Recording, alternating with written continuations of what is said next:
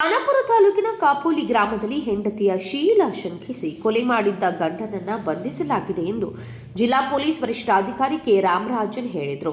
ಬುಧವಾರ ಬೆಳಗಾವಿಯಲ್ಲಿ ಸುದ್ದಿಗಾರರೊಂದಿಗೆ ಮಾತನಾಡಿದರು. ಮೃತ ಮಹಿಳೆಯನ್ನ ಕಿರಣ ಬಾಳೆಕುಂದ್ರಿ 30 ವರ್ಷ.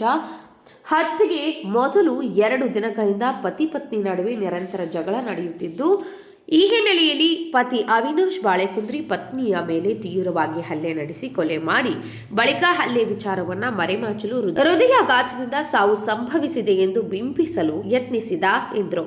ಘಟನೆ ಸಂಬಂಧ ನಂದಗಡ ಪೊಲೀಸ್ ಠಾಣೆ ವ್ಯಾಪ್ತಿಯಲ್ಲಿ ಪ್ರಕರಣ ದಾಖಲಾಗಿದ್ದು, ಆರೋಪಿ ಪತಿ ಅವಿನಾಶ್ ಬಾಳೆಕುಂದ್ರಿಯನ್ನ ನಂದಗಡ ಪೊಲೀಸರು ವಶಕ್ಕೆ ಪಡೆದಿದ್ದಾರೆ. ಪ್ರಕರಣದ ಕುರಿತು ಪೊಲೀಸರು ಮುಂದಿನ ತನಿಖೆ ಕೈಗೊಂಡಿದ್ದಾರೆ ಎಂದರು.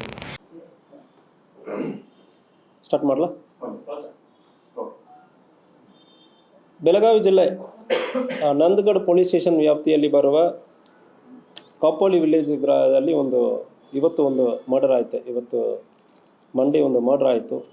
ಈ ಹಿನ್ನೆಲೆಯಲ್ಲಿ ನೋಡುವಾಗ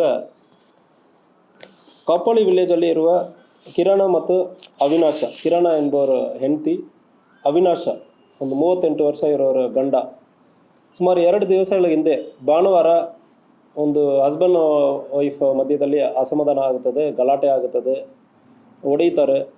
ಹೊಡೆದಾದ್ಮೇಲೆ ಮತ್ತು ಬಂದು ತಂದೆ ತಾಯಿ ಎಲ್ಲ ಸಮಾಧಾನ ಮಾಡಿ ನಿನ್ನೆ ಸಾಯಂಕಾಲ ಸಮಾಧಾನ ಮಾಡಿ ಹೋಗಿರ್ತಾರೆ. ಸೊ ಸಮಾಧಾನ ಆದಮೇಲೆ ರಾತ್ರಿ 12 ಗಂಟೆ ಸಮಯದಲ್ಲಿ ಈ ಅವಿನಾಶ ತನ್ನ ಹೆಂಡತಿಯನ್ನು ಹೊಡೀತಾನೆ. ಒಂದು ಕಟ್ಟಿಗೆ ತೊಗೊಂಡು ಹೊಡೆಯುವ ಸಂದರ್ಭದಲ್ಲಿ ತುಂಬ ಇಂಟರ್ನಲ್ ಇಂಜರೀಸು ಮತ್ತು ಸ್ವಲ್ಪ ವಿಸಿಬಲ್ ಇಂಜರಿ ಕೂಡ ಕಾಣ್ತಾ ಇದೆ. ಅನ್ಕಾನ್ಷಿಯಸ್ ಆಗಿ ಬಿದ್ದಿರ್ತಾಳೆ. ಬಿದ್ದಿರುವ ಸಂದರ್ಭದಲ್ಲಿ ಹಾಸ್ಪಿಟಲ್ಗೆ, ಅಲ್ಲಿ ಆಶೀರ್ವಾದ ಹಾಸ್ಪಿಟಲ್ ಬೈಲಹೊಂಗಲಲ್ಲಿ ಇರುವ ಆಶೀರ್ವಾದ ಹಾಸ್ಪಿಟಲ್ಗೆ ತೊಗೊಂಡು ಹೋಗೋ ಸಂದರ್ಭದಲ್ಲಿ ಅರ್ಲಿ ಮಾರ್ನಿಂಗಲ್ಲಿ ಡೆತ್ ಆಗಿರೋದು ಕಂಡು ಬಂದಿರ್ತದೆ. ಅಲ್ಲಿಂದ ತಕ್ಷಣ ಹಾರ್ಟ್ ಅಟ್ಯಾಕ್ ಅಂದರೆ ಹೇಳಿಬಿಟ್ಟು ಬಾಡಿನ ತೊಗೊಂಡು ಬಂದಿರ್ತಾನೆ. ಬಟ್ ನಮಗೆ ಲೋಕಲ್ ಸ್ಥಳೀಯವರು ಬಂದು ಇದು ಹೊಡೆದಾಟದಲ್ಲಿಂದ ಆಗಿರೋದು, ಹೆಂಡತಿಯನ್ನು ತೀರಾ ಹೊಡೆದಿರೋದಂದ್ರೆ ಇದು ಒಂದು ಮರ್ಡರ್ ಆಗಿದೆ ಅಂದರೆ ಹೇಳಿ ನಮಗೆ ERSS ಮೂಲಕ ಕಂಪ್ಲೇಂಟ್ ಬಂದಿರ್ತದೆ. ಆ ಕಂಪ್ಲೇಂಟನ್ನು ಸ್ವೀಕರಿಸಿ ಸ್ಥಳಕ್ಕೆ ಹೋಗಿ ಪರಿಶೀಲನೆ ಮಾಡುವಾಗ ಇದು ಹೊಡೆದಿರೋದಂದರೆ ಇವರು ಡೆತ್ ಆಗಿರೋದು ಕಂಡು ಬಂದಿರ್ತದೆ. ಅದನ್ನು FIR ದಾಖಲು ಮಾಡಿ ಈಗ ತನಿಖೆ ಮುಂದುವರಿತಾ ಇದ್ವಿ. ಈಗ ಡೆತ್ ಆಗಿರುವ ಈ ಅಕ್ಕಿಗೆ ಕಿರಣ ಎಂಬುವರಿಗೆ 2 ಮಕ್ಕಳು, 9 ವಯಸ್ಸಿರೋ ಒಂದು ಮಗನು ಮತ್ತು ಒಂದು ಮಗಳು ಇದ್ದಾರೆ. ಸೊ ಈಗ ಗಂಡ ಹೆಂಡತಿ ಇರೋರ ಮಧ್ಯದಲ್ಲಿ ಒಂದು ಅಸಮಾಧಾನದಿಂದ ಇವತ್ತು ಒಂದು ಮರ್ಡರ್ ಆಗಿರೋದು ಕಂಡು ಬಂದಿದೆ. ಕಿರಾಣ ಅಂಗಡಿ ಇಟ್ಕೊಂಡಿದ್ದಾರೆ ಅಕ್ಯೂಸ್ಡ್. ಗಂಡ ಹೆಂಡತಿ ಕಿರಾಣ ಅಂಗಡಿ ನಡೆಸ್ತಾ ಇದ್ದಾರೆ ಕಾಪೋಲಿ ವಿಲೇಜಲ್ಲಿ. ಸೊ ಒಂದು ಅಸಮಾಧಾನ, ಒಂದು ಮನೆಯಲ್ಲಿ ಆಗಿರೋ ಒಂದು ಸಣ್ಣ ಗಲಾಟೆ ಮುಂದುವರೆದು ಇವತ್ತು ಡೆತ್ ಆಗಿದೆ.